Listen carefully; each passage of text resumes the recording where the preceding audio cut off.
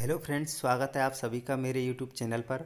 आज जो मैं वीडियो लेकर आया हूँ वो है संवैधानिक विकास, भारतीय संविधान का इतिहास। जैसा कि आप सभी को पता है, राजस्थान पटवार के सिलेबस में संवैधानिक विकास के नाम से टॉपिक दिया हुआ है। इसी बात को ध्यान में रखते हुए मैं ये वीडियो लेकर आया हूँ।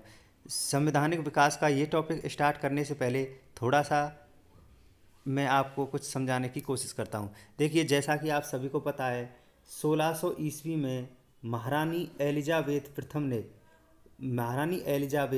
प्रथम ने ब्रिटिश की एक कंपनी जिसका नाम था ईस्ट इंडिया कंपनी को स्वतंत्र रूप से व्यापार करने के लिए भेजा था।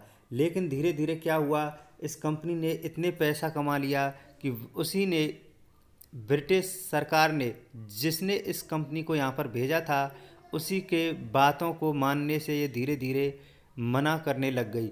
इसी बातों को ध्यान में रखते हुए कुछ अधिनियम, जिनको एक्ट कहा जाता है, ब्रिटिश मंत्रिमंडल के द्वारा लाए गए। वो अधिनियम ही, एक्ट ही भारतीय संविधान की विकास की सीढ़ियाँ बने थे। चलो पॉइंट टू पॉइंट समझने की कोशिश करते हैं और वीडियो पूरा देखें और आने वाले वीडियो को भी ज़रूर देखें, क्योंकि अभी एक साथ सारे एक्ट तो नहीं हो सकते। इसी वजह से इसमें मैंने सिर्फ दो एक्ट, 1773 ईस्वी का रेगुलेटिंग एक्ट और 1781 ईस्वी का एक्ट ऑफ सेटलमेंट को समझाया है। और एक दूसरे से सभी एक्ट हैं, लिंक हैं। तो प्लीज़, अगर आप समझना चाहते हैं इन अधिनियमों को, तो सारे वीडियो ज़रूर देखें। चलो वीडियो स्टार्ट करते हैं। देखिए, 1757 ईस्वी की प्लासी की लड़ाई तथा 1764 ईस्वी की बक्सर की लड़ाई को अंग्रेज़ों के द्वारा जीत लिए जाने के बाद ईस्ट इंडिया कंपनी ने शासन का शिकंजा कस लिया। इसी शासन को अपने अनुकूल बनाने के लिए ब्रिटिश सरकार ने समय समय पर कुछ अधिनियम पारित किए जो भारतीय संविधान के विकास की सीढ़ियाँ बने। चलो स्टार्ट करते हैं। 1773 ईस्वी का रेगुलेटिंग एक्ट। देखिए, इस अधिनियम में क्या क्या काम हुए थे वो सारे पॉइंट अपन इस वीडियो में देखने वाले हैं। पहला पॉइंट है, ब्रिटिश प्रधानमंत्री लॉर्ड नॉर्थ की गुप्त समिति के द्वारा यह अधिनियम बनाया गया था। अगले पॉइंट देखते हैं। इसके द्वारा पहली बार कंपनी के प्रशासनिक व राजनीतिक कार्यों को मान्यता मिली। थर्ड पॉइंट की तरफ चलते हैं। यह कंपनी को नियमित व नियंत्रित करने के लिए लाया गया था। इसका क्या मतलब है? देखिए, सारे पॉइंटों को अपन समझने की कोशिश करते हैं शुरू से ही, कि ब्रिटिश प्रधानमंत्री लॉर्ड नॉर्थ की गुप्त समिति के द्वारा यह अधिनियम लाया गया था। इसके द्वारा पहली बार कंपनी के प्रशासनिक व राजनीतिक कार्यों को मान्यता मिली थी। यानी कि इससे पहले कंपनी का कार्य क्या था? सिर्फ भारत में व्यापार करना। लेकिन इस अधिनियम के द्वारा प्रशासन करने और राजनीतिक कार्य करने की मान्यता भी दे दी गई थी। यह कंपनी को नियमित व नियंत्रित करने के लिए लाया गया था। इसका मतलब है, इससे पहले कंपनी को नियमित व नियंत्रित नहीं किया गया था और यह कंपनी को नियमित व नियंत्रित करने के लिए लाया गया था। चौथा पॉइंट है, वो वेरी इंपॉर्टेंट पॉइंट है। पहले बम्बई, बंगाल व मद्रास की अलग अलग प्रेसिडेंसी होती थी। अब उसे समाप्त कर बंगाल प्रेसिडेंसी के अधीन कर दिया गया। इसका क्या मतलब? पहले बम्बई, बंगाल और मद्रास में अलग अलग गवर्नर होते थे तथा वो अपने अपने प्रेसिडेंसी की देखभाल करते थे।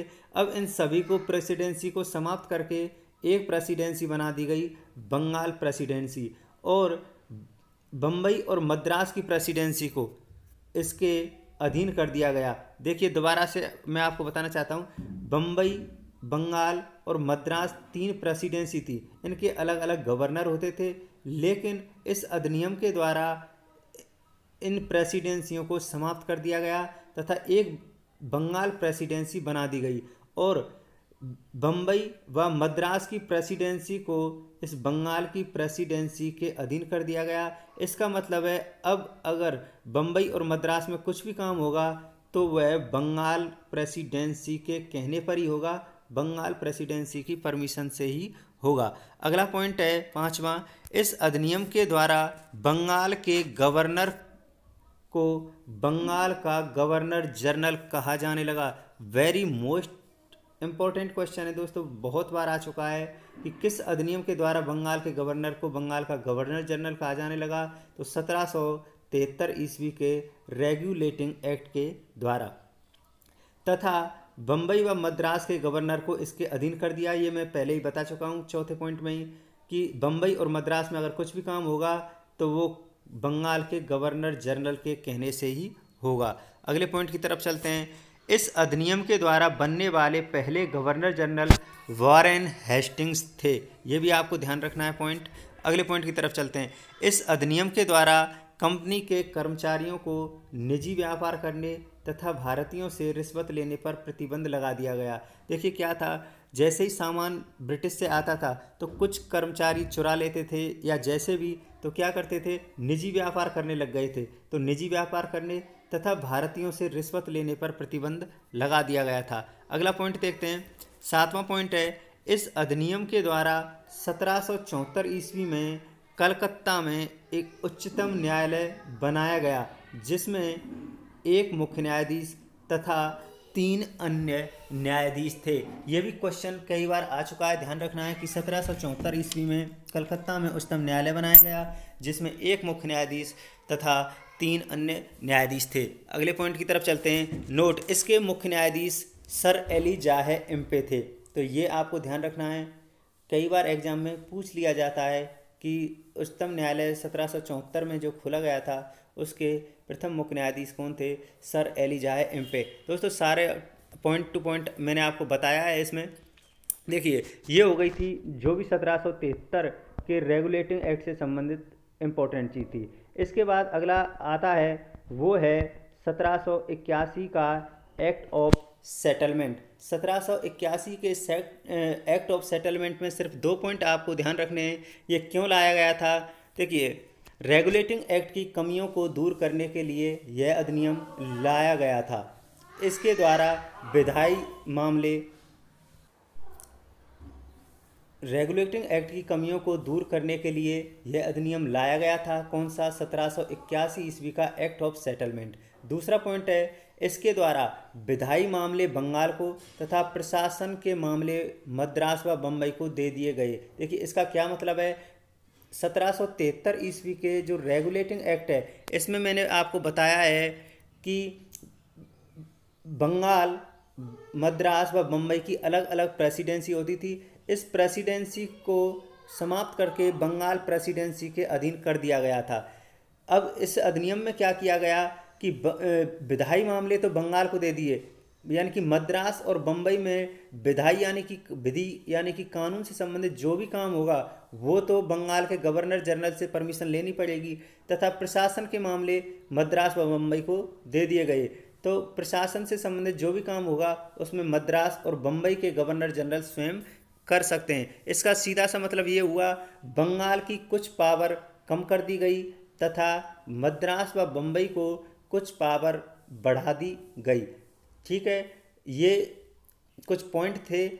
तो इस वीडियो में मैंने 2 अधिनियम आपको समझाने की कोशिश की है, 1773 ईस्वी का रेगुलेटिंग एक्ट तथा 1781 ईस्वी का एक्ट ऑफ सेटलमेंट। तो वीडियो को पूरा देखा है आपने, और आने वाले वीडियो को भी ज़रूर देखें और नोटबुक लेकर पॉइंट टू पॉइंट आप नोट करते जाएं। 100% आपको दोस्तों फ़ायदा ज़रूर मिलेगा। थैंक यू एंड धन्यवाद।